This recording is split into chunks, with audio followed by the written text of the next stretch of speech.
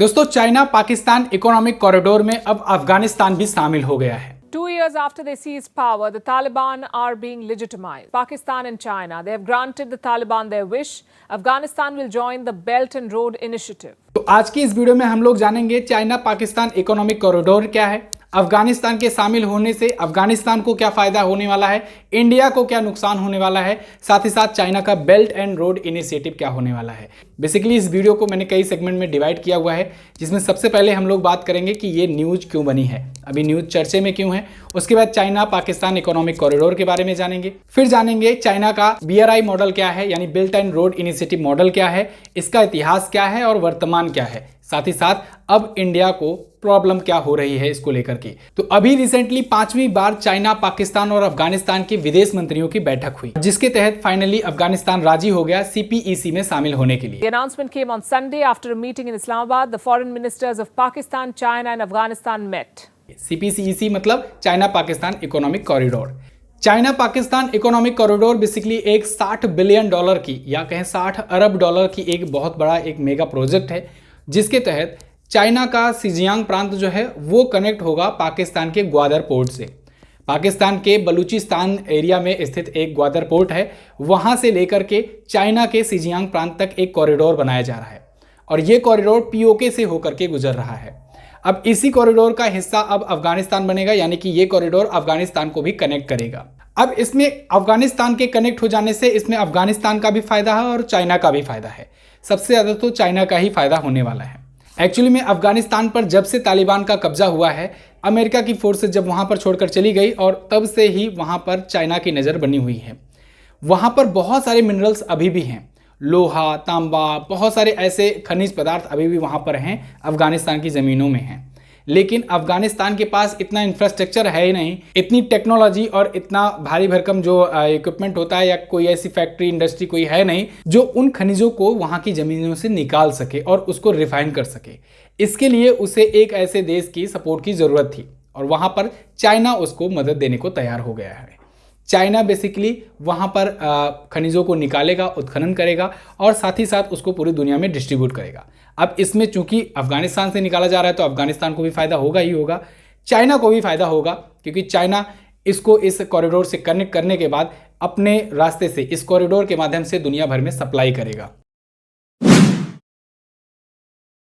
अब वीडियो के अगले सेगमेंट में बढ़ते हैं, जानते हैं चाइना का ये BRI मॉडल क्या है, यानी belt and road initiative model क्या है। दोस्तों, चाइना का ये बहुत ही बड़ा एक मेगा प्रोजेक्ट है। चाइना इसके तहत 140 से ज़्यादा देशों को कनेक्ट कर रहा है इस मॉडल के तहत, और इस मॉडल के तहत वो पूरी दुनिया में अपना डोमिनेंस स्थापित करना चाहता है। वैसे चाइना का BRI मॉडल तो अभी 2013 में शी जिनपिंग ने अनाउंस किया था, लेकिन इसका इतिहास बहुत ज़्यादा पुराना है। एक्चुअली में पहले इसे सिल्क रूट के नाम से जाना जाता था और जिसके तहत चाइना पश्चिमी देशों के बीच में या फिर कहें कि बाकी जो कंट्रीज हैं वहाँ पर सिल्क की सप्लाई किया करता था आसपास के देशों में, और चाइना बहुत ही उत्तम क्वालिटी का और बहुत ही ज़्यादा मात्रा में सिल्क का प्रोडक्शन किया करता था, यानी रेशम का प्रोडक्शन किया करता था। और चाइना द्वारा रेशम की सप्लाई सबसे ज़्यादा मात्रा में 206 ईसा पूर्व से लेकर 220 ईस्वी के बीच में हुई, जब चाइना में हन राजवंश चला करता था। तो उस टाइम पर चाइना का जो बेल्ट एंड रोड इनिशिएटिव है उसका मॉडल, जो कि सिल्क रूट के नाम से जाना जाता था, वो बहुत ज़्यादा प्रचलित हुआ करता था। और उसी मॉडल पर बेस्ड 2013 में शी जिनपिंग ने एक बार फिर से उसे जिंदा करने के लिए या कहें कि वैसा ही मॉडल कुछ बनाने के लिए बेल्ट एंड रोड इनिशिएटिव शुरू किया है। इसके तहत आज 140 से ज़्यादा देशों को कनेक्ट कर चुका है चाइना। अब चाइना इसके पीछे बहुत ही रणनीतिक तौर पर देशों को कनेक्ट करता है, देशों को डेब्ट ट्रैप में फंसाता है, देशों को लोन देने की बात करता है। चाइना कहता है कि हम आपके यहाँ डेवलपमेंट करेंगे, आपके यहाँ पोर्ट्स बनाएंगे, एयरपोर्ट बनाएंगे, रेलवेज, हाईवेज, मेट्रोज वगैरह प्रोवाइड करेंगे, साथ ही साथ आपके डेवलपमेंट में हिस्सा भी लेंगे, वहाँ पर हम लोग कच्चा माल की भी सप्लाई करेंगे, जिससे आप लोग भी अपने यहाँ भी प्रोडक्शन कर सकोगे। इसी लुभावने ऑफर को देकर के चाइना धीरे धीरे उनको डेब्ट ट्रैप में फंसाता है। ऐसे बहुत सारे देश हैं जो ऑलरेडी डेब्ट ट्रैप में फंस गए हैं, जैसे पाकिस्तान, नेपाल, श्रीलंका, जिबूती, बहुत सारे अफ्रीकी देश, और अब बांग्लादेश ने भी बहुत सारा लोन ले रखा है। एग्जाम्पल में आप देखोगे कि हम्बनटोटा बंदरगाह जो कि श्रीलंका का है, 99 साल के लिए लीज पर चाइना ले लिया है।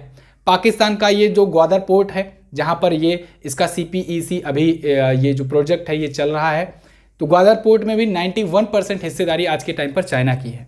ऐसे ही जिबूती में भी एक पोर्ट, एक बंदरगाह जिसको एक्वायर कर लिया है चाइना ने और वहाँ पर वो अपना सैन्य अड्डा बना रहा है। ऐसे ही बहुत सारे अफ्रीकी देश इसके डेब्ट ट्रैप में फंस गए हैं और इसके बाद चाइना उनसे मनमानी अपनी शर्तें पूरी करवाता है एक बार डेब्ट ट्रैप में फंसाने के बाद। तो इसका मॉडल बहुत ही साफ होता है। पहले तो खूब भर भर के लोन देता है, फिर इतना लोन दे देता है कि वो देश जो है वो पूरा लोन पे ही डिपेंड हो जाता है। एक टाइम ऐसा आता है कि उसके पास कोई ऐसा सिस्टम, कोई ऐसा बेसिक इंफ्रास्ट्रक्चर नहीं मजबूत रहता है जिससे वो उन लोन को चुका सके।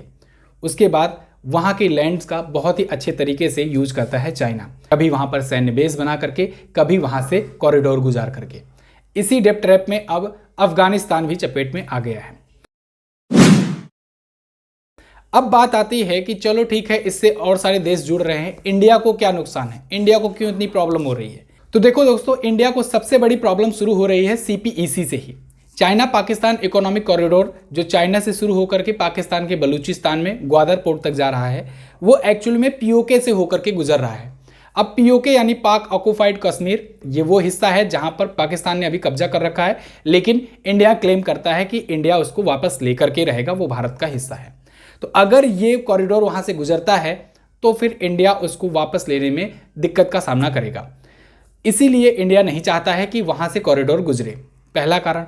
दूसरा कारण ये है कि आसपास की सभी कंट्रीज अगर आप ध्यान से देखो, चाहे वो बांग्लादेश हो, नेपाल हो, पाकिस्तान हो, अफगानिस्तान हो, श्रीलंका हो, ये सभी देश धीरे धीरे चाइना के डेब्ट ट्रैप में फंसते जा रहे हैं। चाइना डेब्ट ट्रैप में फंसाने के बाद उनसे मनमानी शर्तें करवाता है और उनके पोर्ट्स ले लेता है, वहाँ पर अपने मिलिट्री बेसेस बनाता है। और अभी खबरें आई थी बीच में कुछ महीनों पहले कि हम्बनटोटा बंदरगाह पर उसने स्पाई शिप भेजे हुए थे अपने, जो कि जासूसी कर रहे थे कि इंडिया कौन सी सैटेलाइट लॉन्च कर रहा है, इंडिया कौन सी मिसाइल का परीक्षण कर रहा है। तो ऐसे में इंडिया के लिए ये बहुत बड़ी प्रॉब्लम हो जाती है जब उसके आसपास के सभी देश उसके दुश्मन देश के साथ कनेक्ट हो जाते हैं और उसकी गुलामी करने लगते हैं। तो दूसरा सबसे बड़ा इशू तो ये है। तीसरा इशू ये है कि एशिया में पूरी तरीके से चाइना का डोमिनेंस बढ़ता जा रहा है, चाइना पर डिपेंडेंसी लोगों की बढ़ती जा रही है। ऐसे में इंडिया के लिए ये भी एक बड़ी मुसीबत है। हालांकि इंडिया ने इसको काउंटर करने के लिए इंडिया, अमेरिका, ऑस्ट्रेलिया और जापान ये सब मिल करके क्वाड नाम का एक ग्रुप बनाए हुए हैं जो चाइना को ही काउंटर करने के लिए है। लेकिन अब इसका क्या फ़ायदा है, इसको हम लोग अगले किसी वीडियो में जानेंगे और ज़्यादा विस्तार से। फिलहाल इस वीडियो में इतना ही रखते हैं। आई होप आपको इतनी इन्फॉर्मेशन समझ में आई होगी। अगर वीडियो पसंद आई है तो ऐसी और वीडियो देखना चाहते हैं तो कमेंट बॉक्स में हमें ज़रूर बताइएगा कि क्या आप इस मॉडल वाला भी वीडियो देखना चाहते हैं, इंटरेस्टेड हैं, समझ में आ रहा है कि नहीं। आप अपना फीडबैक जरूर दीजिएगा। वीडियो अगर पसंद आई है तो चैनल को सब्सक्राइब कीजिए, बेल आइकन को प्रेस कीजिए, जिससे आने वाली वीडियोज़ का नोटिफिकेशन आप तक पहुँच सके, और इसे अपने दोस्तों के पास शेयर जरूर कर देना। Thank you so much. मिलते हैं अगली वीडियो में, तब तक के लिए नमस्कार, जय हिंद, वंदे मातरम।